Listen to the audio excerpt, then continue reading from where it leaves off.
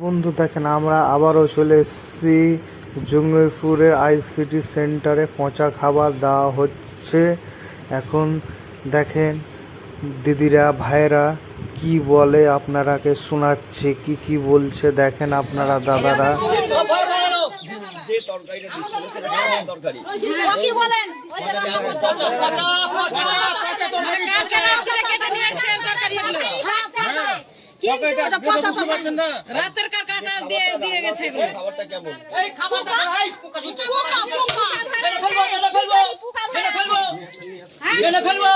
নিয়ে আসতে বলছে। এটা কি ভালো দিন? ভালো দিন?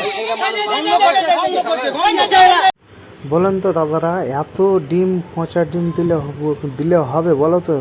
গ্যাস করছে, বাচ্চা লোক খেয়ে তো অসুস্থ পড়ে যাবে। বলেন তো দাদারা, আপনারা কি করা যায় এদের?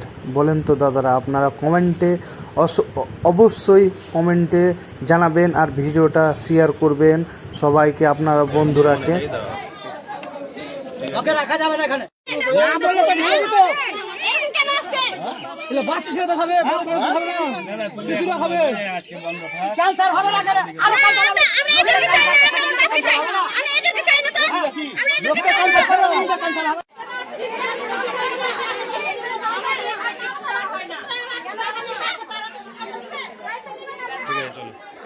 আজকে বলছেন ছেড়ে দেন, কালকে বলছেন ছেড়ে দেন। দিবেনটা কবে?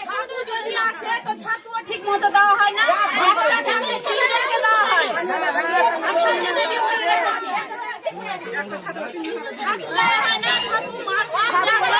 এখনো বাড়িতে ছাতু আছে, পোকা হবে তবে ছাতু দেওয়া হয়। ছাতু বাড়িতে এক মাস আছে, আসা হবে না।